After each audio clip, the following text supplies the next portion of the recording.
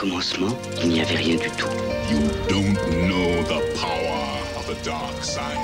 Faut créer des mots nouveaux maintenant, c'est ça le délire. Je verrai le roi s'il le faut et on m'entendra. Et si on voulait voir un film, on pourrait y aller ensemble. En effet, pourquoi pas? La pauvre, elle est amoureuse grave. Un iceberg droit devant! Houston, we have a problem. Faut que je passe au garage. Je sais pas ce qu'elle a, ma caisse aujourd'hui, elle avance pas. Je vole! Jack! On va passer une bonne soirée, monsieur Piton. Une très bonne soirée. Bonsoir. Bonsoir. Bonsoir et bienvenue sur France 2 pour une soirée exceptionnelle puisque vous êtes invité en direct au célèbre et au très officiel dîner de clôture du 52e dîner de clôture, le 52e Festival de Cannes précisément, avec beaucoup d'invités. Vous découvrirez les cinéastes, les réalisateurs primés sur le vif, vous le constatez, puisque nous sommes dans l'agitation. Les invités sortent de la projection, de la dernière projection, Le Mari idéal, et vont entrer dans quelques instants dans le dîner de clôture. Alors parmi les invités, on attend Johnny Hallyday, il vient d'arriver là, il vient de passer dans la foule.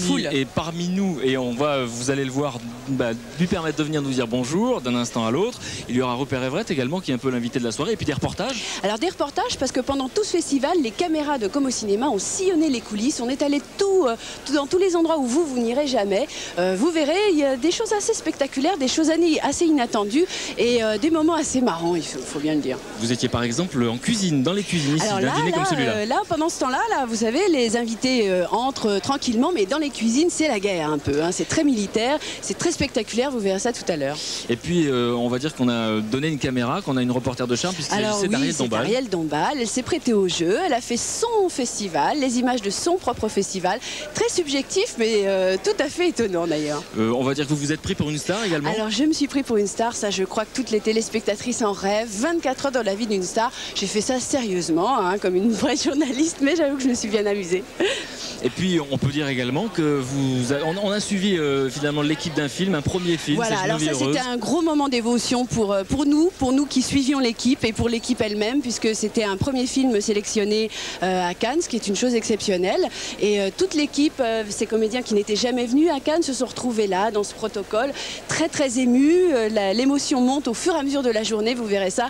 Et on y est presque allé de notre petite larme aussi, je dois dire. Voilà, vous découvrirez donc tout ça dans cette émission, et on attend d'une minute à l'autre Virginie Ledoyen qui doit nous rejoindre. Virginie Ledoyen qui est un petit peu, on va dire, une des révélations de l'année. En tout cas, vous entendrez beaucoup parler d'elle au mois de novembre, puisqu'elle est la partenaire de Leonardo DiCaprio. Elle revient de Thaïlande. Ça fait rêver, hein. Ça, vous l'avez pas testé en fait, Leonardo? Non, mais je veux bien si vous voulez. Voilà, Virginie est avec nous, bonsoir. On est en direct sur France 2. Bonsoir Virginie. Je vous laisse vous installer. Je vais vous laisser tous les deux. Allez-y, on va s'installer ici. Voilà. Virginie, on va se mettre ici.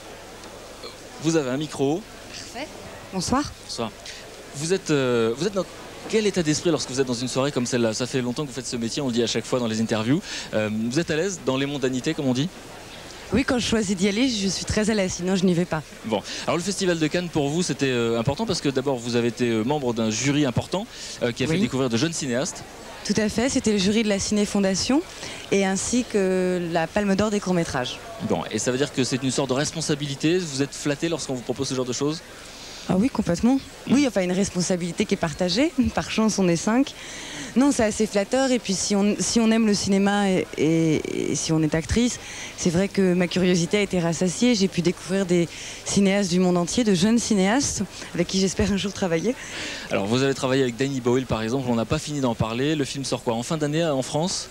Non, je pense en Europe début de l'année prochaine. Début de l'année prochaine, donc il va falloir qu'on attende. C'est un film un peu exceptionnel, on peut le dire, en tout cas puisqu'il s'agit du premier film tourné par Leonardo DiCaprio après le succès de Titanic. Vous étiez avec Guillaume Canet qu'on va voir tout à l'heure, 2 acteurs français. Est-ce que vous pouvez nous rappeler un petit peu de la manière dont ça s'est passé? Il y a eu ce qu'on appelle un casting, c'est ça? On peut expliquer aux téléspectateurs? Oui, il cherchait un jeune couple de Français. Et donc il y a eu un casting qui s'est fait, on s'est rencontrés et puis on a fait ce film. Bon, ce tournage-là, est-ce que c'était un tournage exactement comme les autres, très honnêtement? Très sincèrement, oui. Et à ma grande surprise, les gens en parlaient de manière complètement exagérée. C'était un film fait par un metteur en scène qui s'appelle Danny Boyle, anglais, qui avait fait Trainspotting, Petit meurtre entre amis, notamment. Et c'était d'une simplicité, c'était un film comme tous les autres, c'est-à-dire on a 4 mois pour faire un film, on va essayer de le faire au mieux. Et est-ce que Leonardo DiCaprio correspond à l'image que vous aviez de lui? Oui, c'est-à-dire que c'est effectivement un excellent acteur Et si ça peut faire plaisir aux gens, c'est quelqu'un d'extrêmement sympathique et d'accessible. Alors, quand on est comédienne et qu'on fait les choix que vous avez fait, parce qu'au fond, vous avez fait un choix, des choix de films qui ont impressionné toujours la profession finalement, hein, toujours des films d'auteur, des beaux rôles. Vous n'avez pas cédé à la tentation d'être la jeune fille à la mode dans un film. Est-ce que vous pouvez nous expliquer un petit peu comment vous arrivez à vous tenir à ça, à cette règle ? D'abord, la mode, ça se démode. Non, c'est que simplement, moi, j'aime énormément ce que je fais. Je trouve que j'ai beaucoup de chance d'être actrice et de pouvoir avoir le luxe de choisir mes films. Donc c'est vrai qu'à partir du moment où j'ai la chance de pouvoir choisir, je m'attache à choisir des films qui me correspondent et pas nécessairement des films... Qui ont des ambitions commerciales, par exemple ? Oui, enfin, commerciales, pourquoi pas, il n'y a pas à cracher dessus. C'est simplement de faire des films qui, moi, me correspondent et que j'ai envie de faire et que je ne fais pas seule, que je fais avec des metteurs en scène et avec un scénario. Alors, la gloire, la notoriété, est-ce qu'on a toujours ça à l'esprit quand on est comédienne ? Est-ce que vous vous rendez compte que les choses vont sans doute changer, d'après les professionnels ? Comment vous appréhendez ça ? Vous êtes impatiente ou ça vous fait un petit peu peur ? Non, ça va. Non, mais j'ai la chance de faire ce métier depuis très longtemps. Enfin, ce qui peut sembler bizarre, mais j'ai commencé quand j'étais enfant à faire du cinéma, donc c'est quelque chose qui est venu de manière très progressive. Bien entendu que la notoriété, c'est quelque chose auquel on pense, j'imagine. Enfin, en tout cas, moi, on a envie, quand on est actrice, fatalement, on se montre, donc on a envie d'être vu. Maintenant, je ne l'appréhende pas. Je trouve que les gens, quand ils vous aiment bien, ils le font plutôt de manière sympathique. Bon. Donc ça va, ça me plaît. Donc, on vous a vu en photo, vous êtes juste derrière nous pour une grande marque de cosmétiques dont on ne citera pas la marque. Précisément, lorsqu'on vous choisit, j'imagine que ça vous flatte. Est-ce que ça, avec finalement des films d'auteur où on vous respecte en tant que comédienne, et là, ça vous apporte une touche de glamour. Je veux dire, c'est l'idéal pour une comédienne, ça, non ? D'avoir les deux. Ah oui, complètement. Et puis ça permet, c'est vrai que moi, c'est une marque de cosmétiques qui me plaît et qui s'adresse à des filles de mon âge, qui n'est pas inaccessible. Ça me permet aussi une liberté financière qui me permet de faire les films que j'ai envie de faire, et ça, c'est fantastique. Et c'est aussi flatteur, glamour, et j'en suis très fière, et voilà. Je vous remercie sincèrement d'être venu nous voir. C'est moi qui vous remercie. On vous souhaite bonne chance, on espère vous revoir au moment de la sortie, et peut-être qu'on vous suivra lorsque le public américain va vous découvrir. D'accord, très bien. Merci beaucoup. On vous laisse aller dîner. Merci encore. Voilà, donc la soirée continue avec d'autres invités que je découvre en même temps que vous. Et je vois Guillaume Canet et Marie Gillin qui nous rejoignent. Ils sont ensemble et on me fait des signes. Alors on va m'expliquer ce qu'on est en train de me dire. Voilà, Guillaume, Marie, bonsoir. Bonsoir. Alors on vous a vu dans une robe orientale. Bonsoir Guillaume. Bonsoir. Je vous laisse vous installer. On est en direct sur France 2. Donc on vous a vu monter les marches l'un et l'autre. On ne savait pas que vous connaissiez en réalité. Donc il ne fallait rien interpréter dans cette montée des marches, hein, bien sûr. Non, rien du tout. Nous sommes deux jeunes comédiens et voilà, exactement. Voilà, avec grand plaisir. Bon, alors c'est assez étonnant et on est très content de vous avoir l'un côte à côte parce que vous êtes ce qu'on appelle les chefs de file d'une nouvelle génération de comédiens. Est-ce que ça vous fait sourire quand on entend ça ou est-ce que vous sentez une responsabilité l'un et l'autre ? Moi, ce mot chef de file ou porter un drapeau, je trouve que c'est un peu hypocrite en fait, parce que dans le cinéma, il y a plein de familles, il y a 1000 identités et 1000 façons de faire ce travail-là. Donc forcément, il y a une nouvelle énergie, il y a un nouveau courant et je sais pas. Moi, je ne me sens pas particulièrement appartenir à une famille. Mais... Enfin, si, moi, je m'estime appartenir à une famille, mais pas du tout chef de file, puisque. Ouais. Enfin, il y a une grande file, je veux dire, il y a tellement de comédiens, il y a tellement de comédiens avec qui font des choses complètement différentes, il y a pas, je pense pas qu'il y ait qui que ce soit qui se... Alors en ce moment, on vient de recevoir Virginie Doyen il y a un instant, qui nous parlait de The Beach, un film dont on n'a pas fini d'entendre parler. Est-ce que si je vous présente au public en disant que vous êtes le meilleur copain de Leonardo DiCaprio, j'exagère un tout petit peu ? Ouais, un petit peu, ouais. Non, on est devenus très amis, mais c'est pas... Non, on a appris que vous étiez bien entendu, c'est ça, en fait, sur le tournage. Mais tout le monde s'est très bien entendu avec lui. C'est quelqu'un de très gentil, très professionnel. Et... Enfin voilà, très loin de toutes les conneries qu'on peut entendre. Alors, les professionnels vous ont admiré vos talents de comédien dans Barracuda, aux côtés de Jean Rochefort, à côté de Jean-Yann également. Est-ce que ce tournage-là a été un petit peu différent, là encore ? Est-ce que vous attendez quelque chose de différent de cette sortie de film ? Est-ce que vous êtes dans un état assez différent ? Forcément, puisque c'est une sortie mondiale, donc forcément, il y a beaucoup plus de répercussions qu'un film qu'on fait en France. Donc moi j'attends non, j'attends pas plus, j'attends juste une bonne réaction du public. Je pense que ça va être un beau film. Maintenant si ça peut aussi ouvrir ouvrir des possibilités pour rencontrer aussi d'autres gens et lire d'autres scénarios et travailler avec des cultures différentes, avec des cinéastes différents, ça va être très intéressant. Leonardo DiCaprio vit un peu le paroxysme du star system. Vous êtes comédien, vous avez à peu près son âge. Est-ce que c'est quelque chose qui vous fait envie ou qui vous fait peur? Vous dites surtout pas ça. Ce qu'il vit lui. Ce qu'il vit lui, ça doit pas être facile. Maintenant, je trouve qu'il s'en sort très très bien. Parce que pour rester aussi sain dans sa tête et dans son corps et être aussi facile à vivre pour ce qu'il vit, je trouve ça, voilà. Maintenant, non, moi c'est pas du tout ce à quoi j'aspire. Mais je veux dire, je parle au niveau de la notoriété parce que c'est plus vraiment une vie à ce niveau-là. Donc, c'est-à-dire c'est-à-dire, on va pas rentrer, je peux pas parler de sa vie privée, mais c'est pas.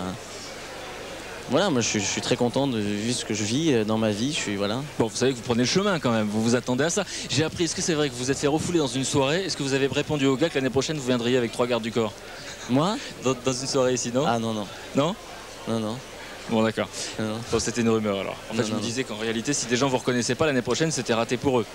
Marie, en tout cas, on va vous voir très très prochainement sur les écrans dans Le Dernier Harem, un film très très sensuel. On peut le dire comme ça, en tout cas, la promesse est importante quand on voit l'affiche. Vous le confirmez?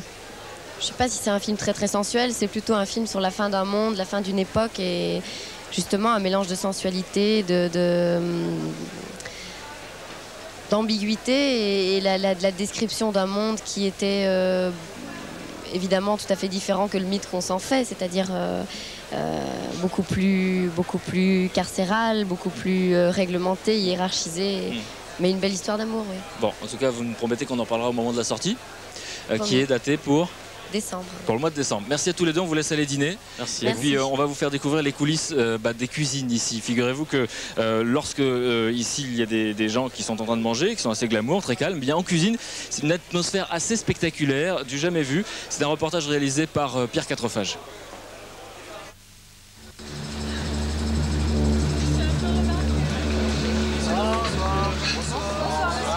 Habillez-vous, messieurs, là maintenant.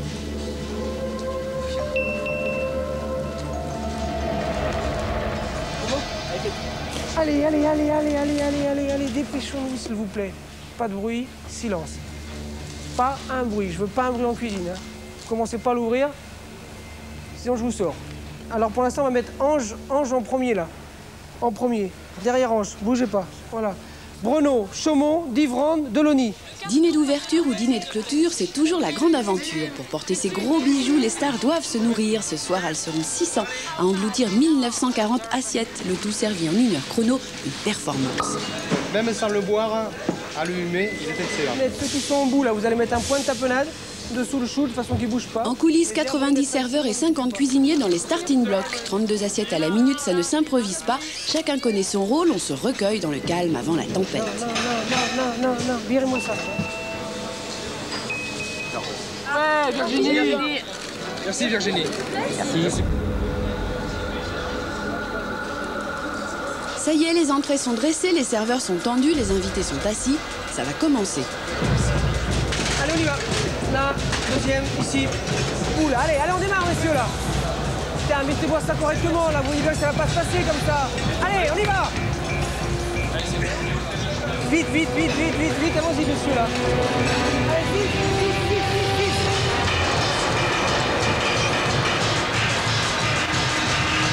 Allez, fonce. Allez, on pose les plateaux, on y va. Silence, s'il vous plaît. Silence. 25 kilos de caviar ce soir et il n'en restera pas. De toute façon, ça ne se réchauffe pas.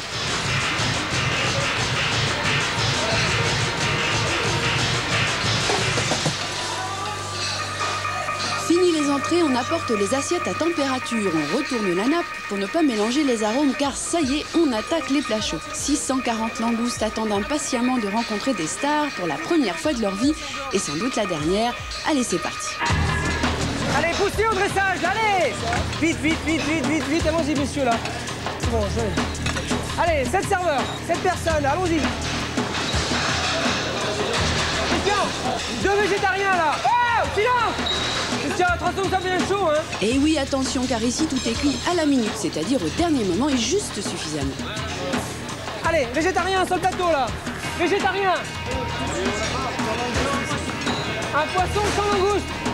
Allez-y, allez-y, allez-y, allez-y. Vous me faites la chaîne, les desserts. Vous mettez les biscuits et on y va. Philippe, ils sont où les biscuits? La prochaine fois que vous aurez 600 couverts, pensez que les premiers servis ont fini leur plat avant que les derniers l'aient entamé. Résultat, on prépare les desserts avant d'avoir fini les plats chauds, de la haute voltige. Allez, dessert, la deuxième chaîne, là. Allez, on y va. Service, service.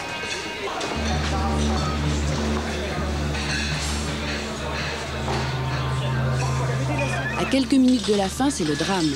Les invités traînassent, les serveurs ne peuvent pas débarrasser assez vite. Le chef de salle s'inquiète. On pose ça là. Ah ouais, on va trop vite pour vous là, non? Du coup, la marée des desserts stagne et envahit lentement la cuisine. Allez, allez, on démarre, messieurs, là. Ouf, c'est reparti. Ce soir, le chef Bruno Auger a battu son record personnel. Et là, vous ne me croirez pas, il va aller se coucher sans manger. Voilà, c'est fini. Et voilà, 15 jours de préparation, 150 personnes sur le coup. Tout ça pour ce feu d'artifice fugace mais parfait. Les invités s'éloignent vers d'autres soirées, les cuisiniers remballent, le chef réfléchit déjà à d'autres performances. Ce soir encore, le spectacle était réussi.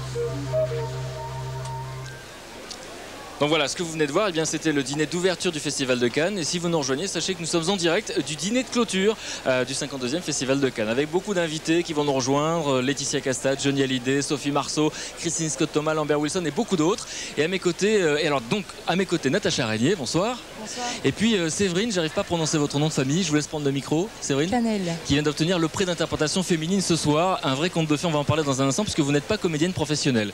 Et alors Isabelle, que vous avez réalisé ce reportage avec Pierre Quatrefages. Absolument. Une précision quand même par rapport à ce qu'on vient de voir. Alors, je voulais dire que ce soir, c'est Christian Villers qui est en cuisine, ce n'est pas Bruno Auger, mais le dispositif est le même.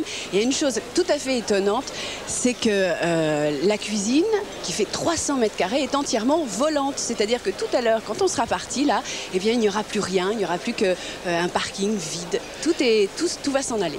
Voilà, assez impressionnant. En tout cas, maintenant, quand vous serez invité au dîner, vous comprendrez que c'est un petit peu différent en cuisine. Alors, Natacha, il y a exactement un an, vous receviez le prix d'interprétation ici à Cannes pour La vie rêvée des anges, dont on a beaucoup parlé. Le public est allé nombreux pour voir ce film en salle. On vous a beaucoup parlé de contes de fées. D'abord, est-ce que vous vous souvenez exactement de ce que vous aviez ressenti un an après? Est-ce que vous avez un recul là-dessus, un regard? Un regard, plutôt une émotion que j'ai eue. C'est vrai que tout d'un coup, il y a un sentiment très très fort. On se dit, c'est dingue, je suis dans le plus grand festival du monde, qu'est-ce qui m'arrive? Je débute, et c'est quoi tout ce qui se passe? Et c'est l'émotion qu'on ressent et c'est découvrir